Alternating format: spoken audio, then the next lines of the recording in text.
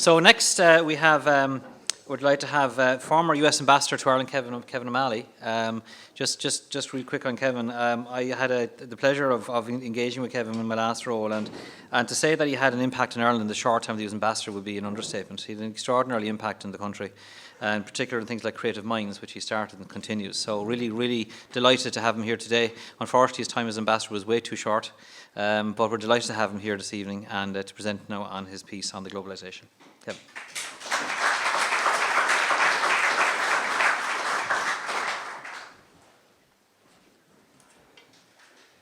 Leonard, thank you. Mayor, distinguished members of the Foundation, a minister. So several years ago, when I was 100 years ago, when I was a university student, I had the opportunity to live in Prague. And the father of the family that I lived with was a brilliant professor of economics at Charles University. And we talked politics all of the time.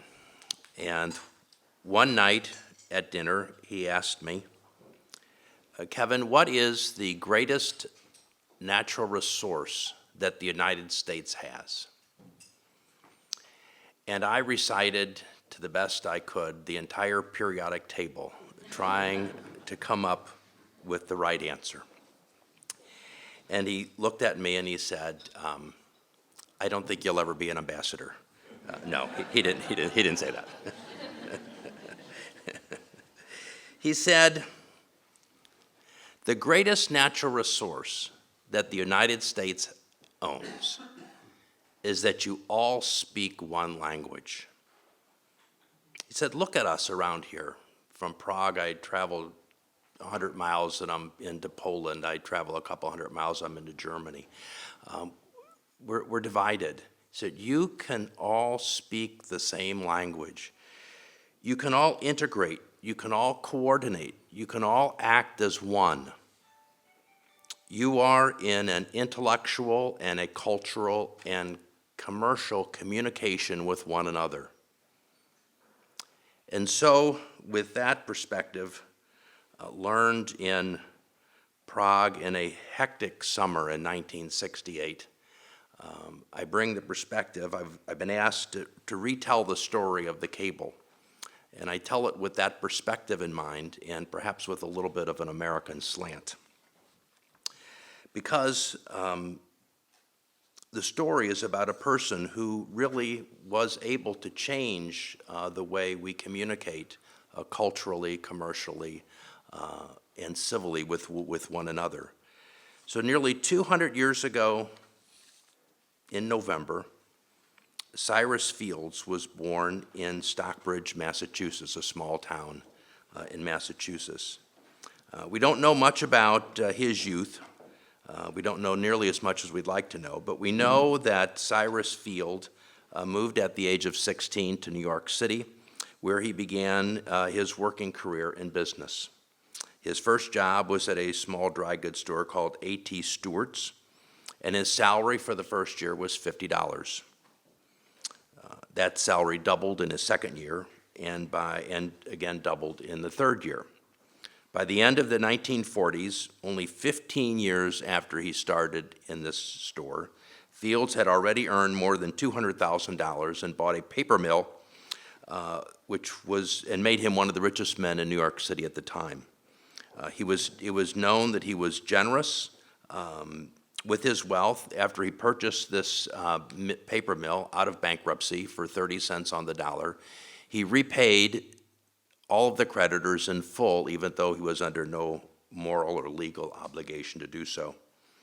He semi-retired at the age of 34, being highly regarded in the city of New York even at that time, but didn't want to remain idle. He needed a new project to which to devote his considerable talents.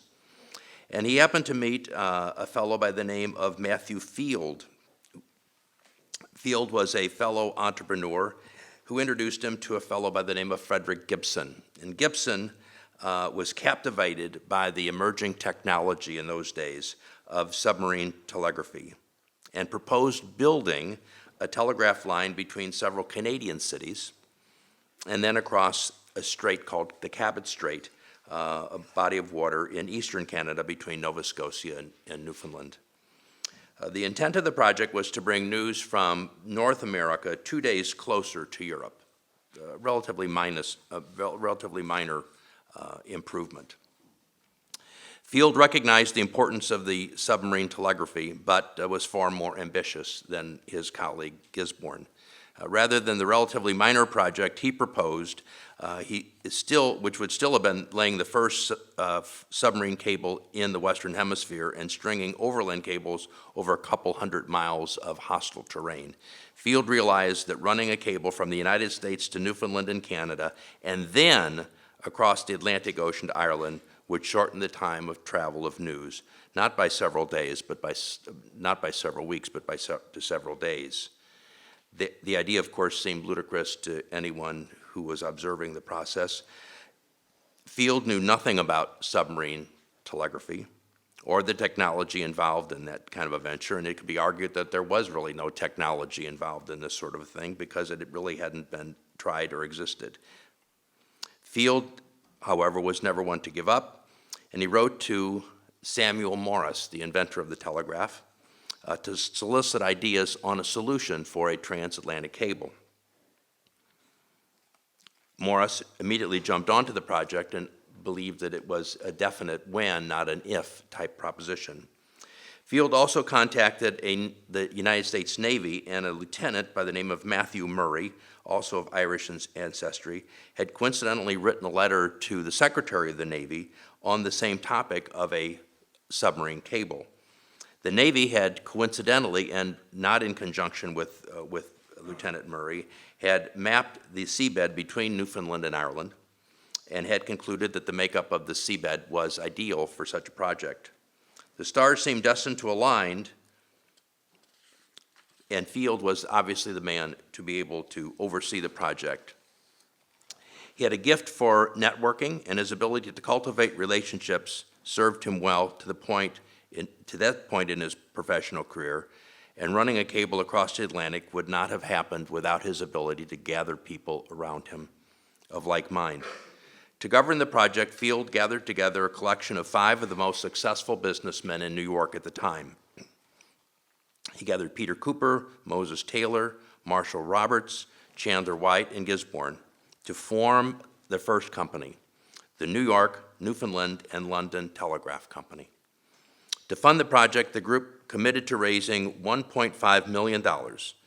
This would be no small task because at the time, the entire budget of the United States government was $58 million.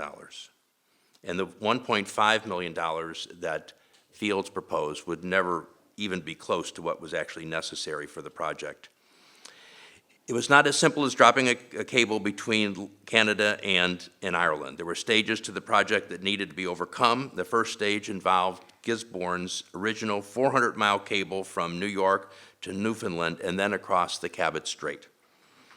As the overland portion of the project was being run, Field went to England to purchase the special cables necessary for the project. Great Britain, born of its need to oversee a vast empire, was the only manufacturer of submarine cables at the time.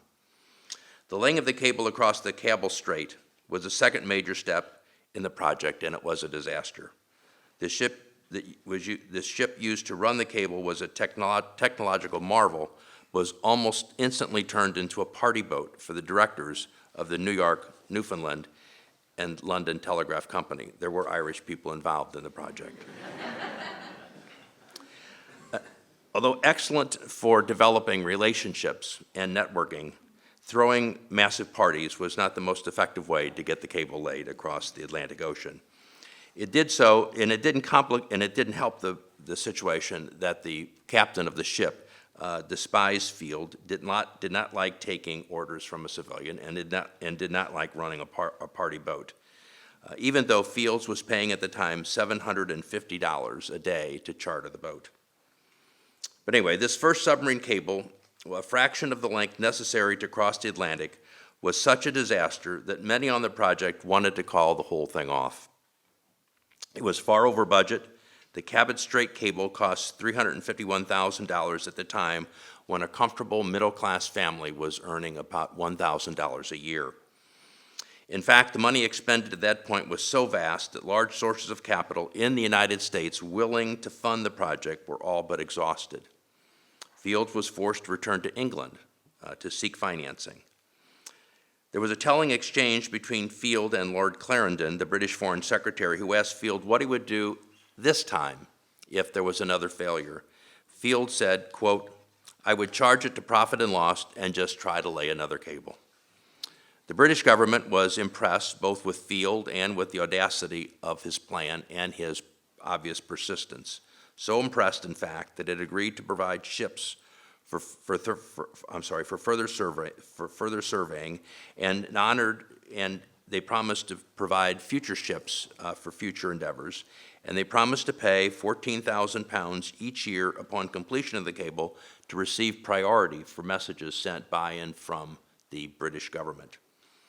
Oddly enough, upon returning to the United States, Field faced greater resistance from the American government than he had from the British. Hurts to say that, but it's true. Okay. A robust tradition of Anglophobia combined with a distrust of and a disdain for the modern technology really made it difficult for Field to get the kind of money from America that he wanted. But he did manage to secure eventually to secure sufficient necessary legislation in order to proclaim the ordeal and provide and got enough money to get the project back on track. Throughout the entire project, Field was actively meeting, developing relationships with and recruiting gifted individuals who would form the backbone of the project eventually.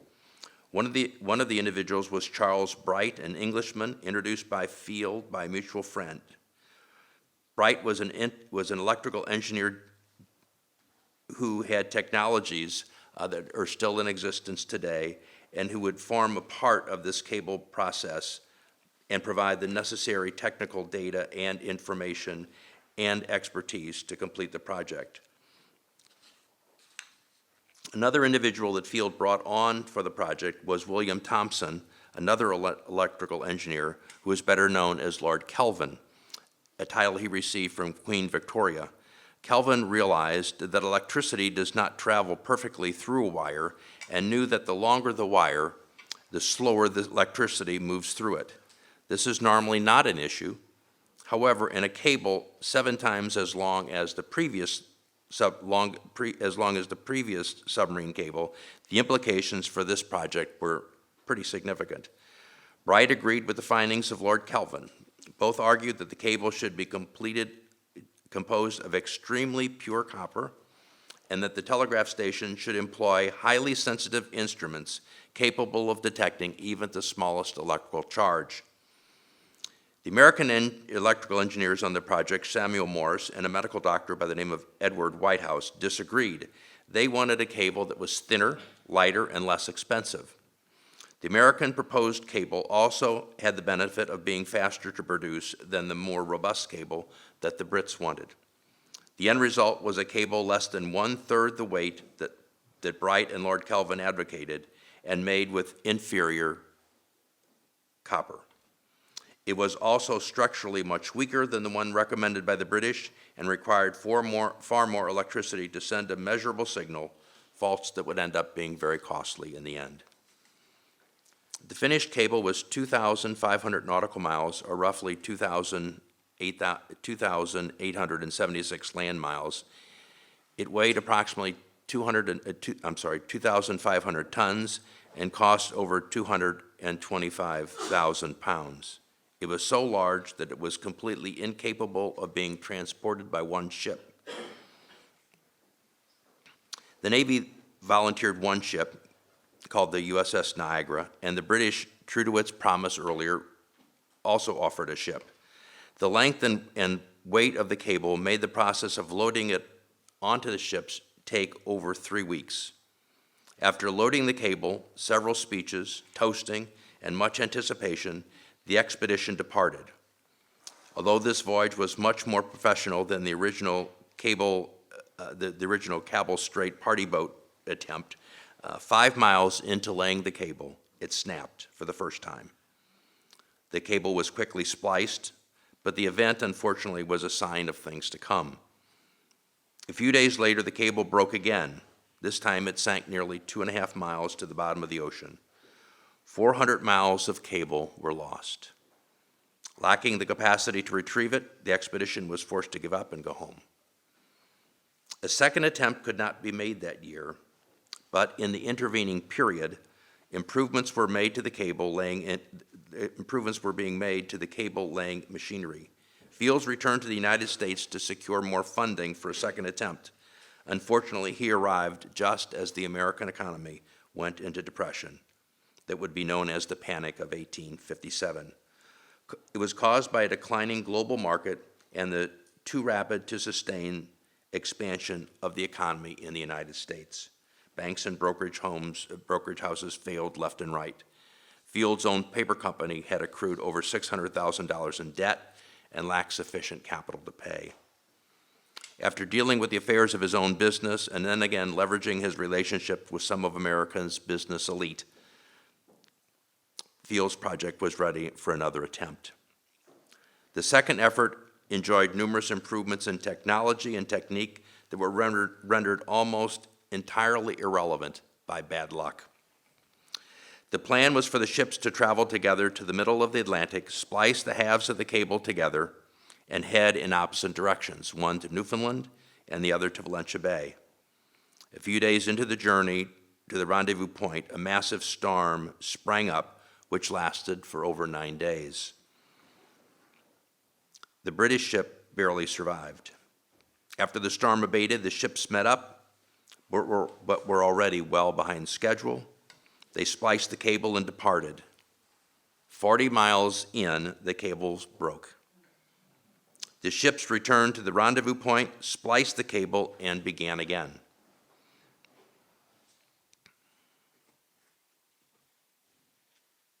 Five days later, the cable broke for the second time. The ships, low on supplies and badly damaged by the storm, were forced to limp back to port. With that, the second attempt to lay the cable officially failed and was over. Morale, not shockingly, was low. Multiple people resigned. The board of directors wanted to pull the plug on the whole project, liquidate the company, and minimize the losses as much as possible. Field, ever the project's companion, managed to convince them otherwise, however, and finally the fleet set sail once more. The ships traveled to the rendezvous point, spliced the cable, and departed for their respective destinations. The third attempt to lay the cable went off without a hitch, and the first successful telegraph cable across the Atlantic was completed on August the 5th, 1858. The first message over the new cable was sent by Queen Victoria of Great Britain to President James Buchanan of the United States. It was a message of congratulations and camaraderie. The Queen expressed her hope that, quote, the electric cable will prove an additional link between the nations whose friendship is founded upon common interest and reciprocal esteem, end quote. President Buchanan replied in kind. Queen Victoria's message took 16.5 hours to transmit. Only a few messages would be sent over this first cable, which, due to its poor quality and the high voltages required to transmit legible signals, quickly degraded to the point that it was undecipherable. 32 days after Queen Victoria sent her inaugural message to President Buchanan, the line went dead for good. For Field, there was never any doubt that he would make another attempt. This first successful cable had proven the viability of the project, even if the execution was lacking. Investors were, as usual, extremely dubious at first. However, lessons learned in the previous expeditions and advances in technology made a transatlantic cable more attainable than ever before. One of the greatest advances was the development of a ship called the Great Eastern. It was the largest ship ever built to that point, and the Great Eastern was capable of transporting the entire cable without the aid of a second ship. There was one major roadblock, however. On April the 12th, 1861, Confederate soldiers attacked Fort Sumter in South Carolina, and the American Civil War had begun. Fought mainly over slavery, The American Civil War is the single most violent and destructive conflict that the United States has ever been involved in. 7 of our 34 states seceded from the United States to form the Confederate States of America. Nearly 3% of the total male population of the United States died in uniform over the next 4 years. 1 in 8 prisoners of war died in captivity. More Americans would die in our Civil War than in all of the other wars America has fought in combined. For every 3 soldiers killed in action, 5 died of disease. In the Battle of Gettysburg alone, over 51,000 casualties occurred over 5 days. And to put that into perspective, the highest estimates of both German and Allied casualties on D-Day is 19,000. The Civil War, even the Civil War, was not enough to stop Field, however. The economic conditions from the war ended the Panic of 1857 and infused the United States with sufficient capital to make another attempt. With the aid of British and American funding, and nearly 7 years after the failure of the first successful cable in 1858, Field was ready for another attempt. On July the 23rd, 1865, the Great Eastern departed County Kerry for Heart's Content, the new landing spot in Newfoundland. 9 days in, the cable snapped and sunk to the bottom of the ocean. Attempts to retrieve it failed, and the expedition was forced once again to return to port. Yet after again leveraging his relationships with ever more dubious investors to raise additional funds, on July 13th, 1866, Field and his crew again set out from Valentia Bay. 2 weeks later, after an expedition so flawless that the specifics of it are boring, the cable landed at Heart's Content in Newfoundland. Success. Cyrus Field had done what most thought was absolutely impossible. July the 13th, 1866.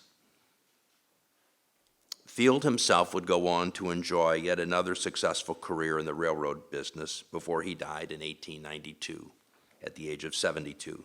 He had 7 children. The final successful cable he laid remained in operation until 1966, 100 years after it was laid.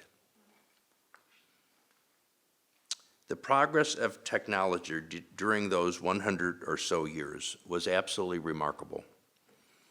At the time that the cable was laid, the Pony Express, which was the fastest way for a letter to be delivered from Missouri, my home state, to California, was 10 days. There were approximately 1.2 billion people living on the planet in 1860. Today, there are 7.53 billion people inhabiting our Earth. In 1879, 81% of the world's population was illiterate. Today, that number has dropped to 14%. In 1870, women acquired approximately 3/4 of the education that men received. Today, women spend more time in schools than men. In 1850, 90% of the world's population was living in extreme poverty. Now it can be said that only 10% of the world's population is living in that kind of poverty. It's been a complete reversal. In 1860, 41% of children died before the age of 5. Today, that number is 3.9%. Today, some facets of communication are hard to comprehend. It now takes 1.28 seconds for a radio transmission to go from the Earth to the Moon. The Voyager 1 satellite currently is 13,554,992 miles away from us. It's not even in our solar system. It's the furthest man-made object from Earth.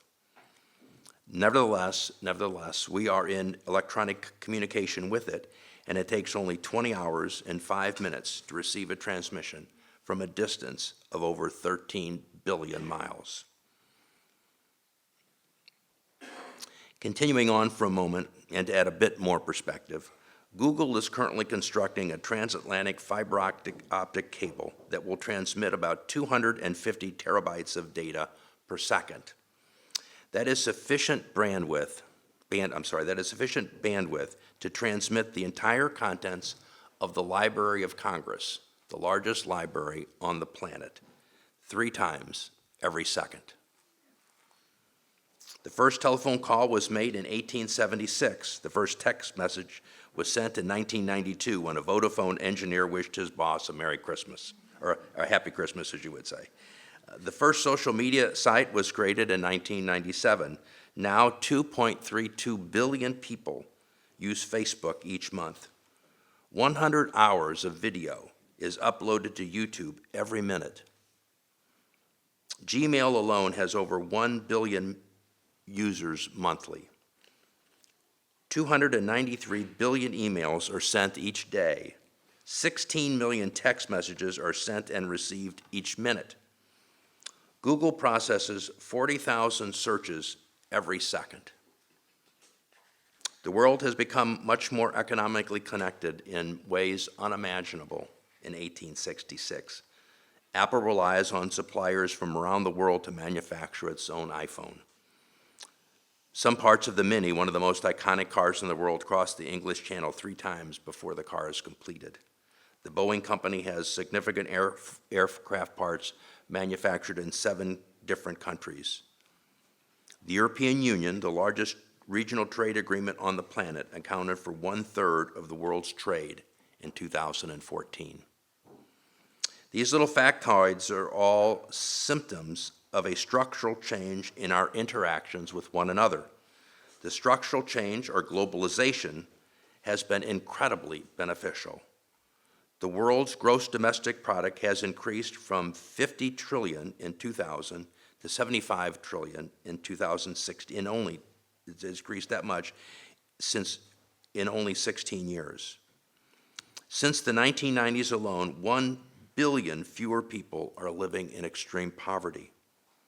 Foreign direct investment, the phenomena of international companies investing in facilities and employees in different countries, has increased significantly, leading to a stratospheric rise in corporate growth. Millions of jobs globally are directly attributable to the increasing interconnectivity of global markets. One study attributed 1/5 of the income increase in living standards of countries within the EU over the last 50 years to world economic integration. Even outside the EU, the world economic integration is obvious in many other ways. The United States and Ireland have had its own globalization going on for some time, irrespective of what's happened in the rest of the world. When Ireland opened up its borders in the 1960s, and Americans, particularly Irish Americans, realized the potential for doing business in Ireland, things opened up dramatically.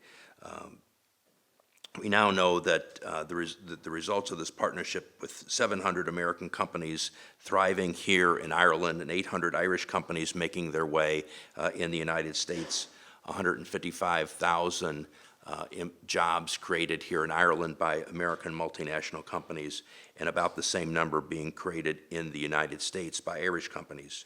$446 billion invested by the United States in Ireland. It works for both of us. It works for both the United States and for Ireland for a number of reasons, but one of the reasons that it works so well is that we simply get one another. We like doing business together, and that relationship is a special one, and long may it continue. From roughly the 16th century until 1945, hardly a year went by, however, without one big country declaring war against another big country. Since the end of World War II, however, we have seen no major conflicts between the planet's large nations. While surely there are some negative sequelae from globalization, the absence of worldwide armed conflict is a very positive consequence. So the size and the strength of democratic institutions and the broadening of human freedoms is a definite benefit of globalization. Significantly, and not unrelated to globalization is the fact that in 1850, there were only 3 democracies in the world. Today, there are 96. But despite the scientific, medical, cultural, and governance advances brought about by increased and rapid communication as a result of globalization, a counterweight to globalization, populism, nationalism, and anti-democratic forces are clearly on the march. We appear to be entering into an era in which the fight is not on a battlefield, but is for the soul of nations and governments committed to what has been called the liberal democratic order.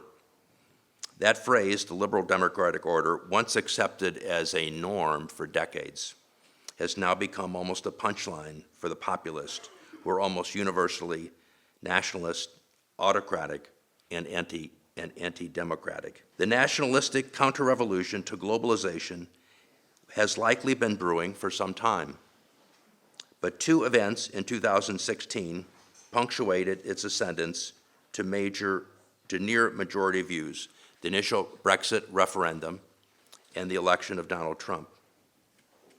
I was here in Ireland at both of these events, and it felt as if your neighbors to the east and to the west had taken a huge step backwards and away from humanistic social progress. It is far too early to tell whether what seemed like a great surprise and seismic shifts are in fact as dramatic and impactful as they seem. We don't know that yet. But to summarize, Harvard professors Stephen Levinsky and Daniel Ziblatt, in their 2018 book, How Democracies Die, offer some insights into an academic analysis of where we are and perhaps where we're going. Populists, autocrats, and anti-democratic forces can be identified, they contend, by any one of 4 criteria, which they refer to as behavioral warning signs. They are, first, a rejection in word or actions of the normal rules of the democratic process. For example, threatening to ignore legitimate election results or claiming voter fraud or election tampering where none clearly exists, or tolerating election interference where it clearly did occur. Second, a denial of the basic legitimacy of an opponent. For example, the birther movement in the United States, or the threat to jail one's opponents. Third, tolerating or encouraging violence in political matters. This doesn't need to raise to the level of brown shirts in Italy or the black shirts in Germany, but simply resorting to any type of physical attacks on one's political opponents. And fourth, the willingness to curtail accepted civil liberties, particularly those related to freedom of the press or freedom of speech. For example, changing laws concerning libel and slander to erode traditional press protections, or to portray mainstream media as unpatriotic or enemies of the people. Using the criteria of Professor Levinsky and Ziblatt, you can analyze the current mood in Europe, the America, Africa, and Asia, and perhaps see cause for alarm. A second phase for any assault on democracy, according to the professors, centers on an attack against the guardrails of our constitutional democracies. All constitutions, everyone would agree, set up a framework for governance. If the governed are fortunate, a set of guardrails also develops which keeps citizens and governments alike from constantly bumping against constitutional rules, avoiding constitutional crises at every turn. These guardrails are not codified anywhere as laws. They just develop as how things get done in a democratic society. They become strong democratic norms. The authors lay out 2 norms which they consider fundamental to a functioning democracy: mutual tolerance and institutional forbearance. Mutual tolerance. Even when we disagree with political rivals, we accept them as legitimate, even patriotic, law-abiding citizens. This isn't always easy, especially when autocrats or anti-democratic forces continually focus on hot-button issues like immigration, race, and religion to stress and divide us. But strong, successful democracies support a respectful agree to disagree approach most of the time. Institutional forbearance. This concerns avoiding actions which are technically within the letter of the law, but which clearly violate its spirit. Constitutional hardball, it has been called. Using governments to do something which, although arguably lawful, is destructive of democratic norms, doing it simply because you have the power to do that. An example in the US would be refusing the process of a normal Supreme Court nomination by a president to place a judge on the Supreme Court. The two most effective deterrents to these populistic, anti-globalistic, nationalistic, anti-democratic forces are a vibrant free press and a strong independent judiciary. Nations which possess or develop these mutual defenses have fared much better when buffeted by the push away from globalization and towards nationalism. Just coming off of our 243rd birthday this 4th of July, we in the United States celebrated the strength of both. Fortunately, we have a strong tradition of both a free press and an independent judiciary, and that bodes well for us in difficult times. Our major news outlets are, in fact, thriving. Our courts are open, free, and independent. As the Chief Justice of our Supreme Court said recently, we don't have Bush judges, Clinton judges, Obama judges, or Trump judges. We just have judges. The courts are open, and long may that continue. But where are we now? Because of people like Cyrus Field, because of steps taken forward like the transatlantic cable, because of the UN, the EU, NATO, NAFTA, the Organization of American States, because of our intellectual, cultural, and commercial integration, because of our ability to talk directly to each other quickly, we were all in this together. Projects like the one here in Valentia Island take on more, not less significance, because they emphasize what countries can do together collectively for the greater good, not the zero-sum game required of populism where I must win and you must lose. At the very conclusion of World War II, when the United States was again debating abandoning Europe and returning to its isolationist past, someone suggested that the world had changed dramatically as a result of the war, and it changed forever, and that the United States could no longer sit in the parlor with a loaded shotgun, waiting. We were all tied together. We just can't sit, whether there's a loaded shotgun or not, in a parlor, waiting. We were all tied together. What happened after World War II? The United Nations and the Marshall Plan and Lend-Lease, which Winston Churchill said were some of the most charitable acts in the history of the planet. By pursuing greater recognition for the transatlantic cable and all multinational, transoceanic, intercontinental projects and endeavors, we continue to bind ourselves together intellectually, culturally, commercially, to integrate ourselves, to coordinate ourselves, and to act as one in peace. What the cable began over 150 years ago, we must continue. Having come so far, we cannot stop. We cannot go back. The globalization that began here must prevail. As Desmond Tutu often says, we are and we should be prisoners of hope. And in that regard, I am. Thank you very much.